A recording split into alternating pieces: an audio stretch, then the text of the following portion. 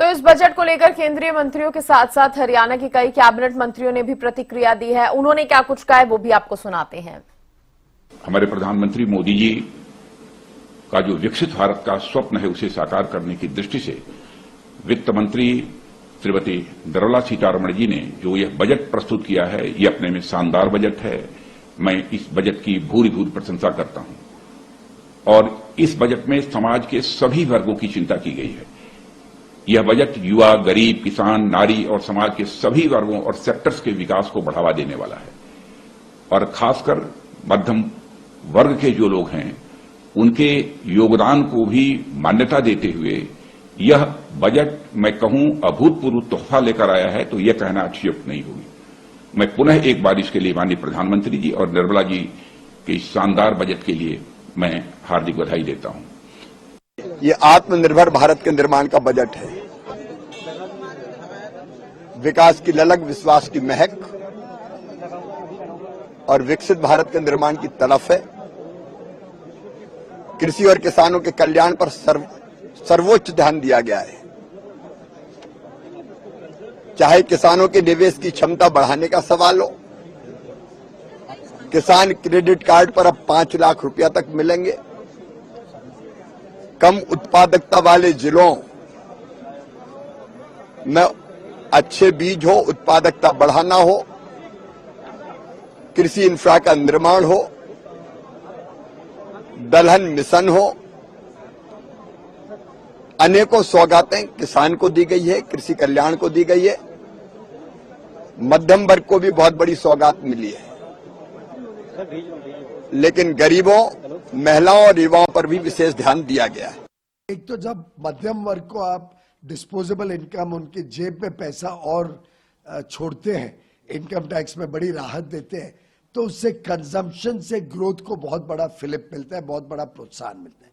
साथ ही साथ MSME sector में कई सारे बदलाव किए गए, विशेषकर job oriented sectors, leather, toys, textiles, tourism, उसमें जो प्रावधान इस बजट में है उससे लोगों को नई नौकरियों का साधन मिलेगा, नई सुविधाएं मिलेंगी, इनकम लेवल्स बढ़ेंगी और किसानों को भी इस बजट में, चाहे वो उनका फार्मर्स क्रेडिट कार्ड, केसीसी किसान क्रेडिट कार्ड की लिमिट 3 लाख से 5 लाख करने की बात हो, चाहे उसमें रिसर्च और इनोवेशन अच्छे सीड्स में हो।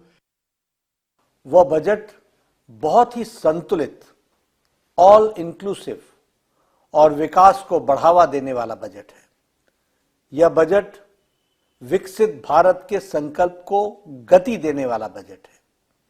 इस बजट में गरीब और किसान का कल्याण है, वंचितों का सम्मान है और नारी शक्ति और मध्यम वर्ग का उत्थान समाहित है।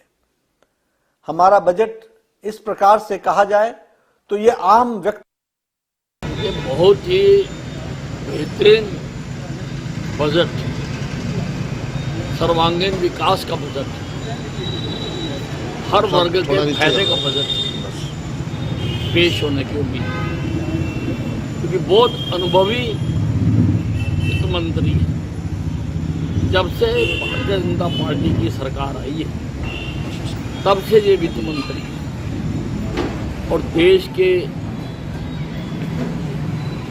अर्थव्यवस्था में बहुत सुधार हुआ है और इस बार तो जीएसटी में, इनकम टैक्स के कलेक्शन में बहुत बढ़ोतरी हुई है। इंफ्रास्ट्रक्चर में,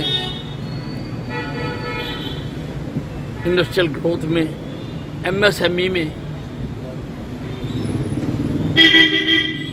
काफी पैसा लगाया जा सकता है और मुझे उम्मीद है कि लगाया जाएगा ताकि रोजगार मिले। मैक्सिमम मिडिल क्लास के लोग, मेरी जो समझ है, वो नौकरी पेशे वाले हैं।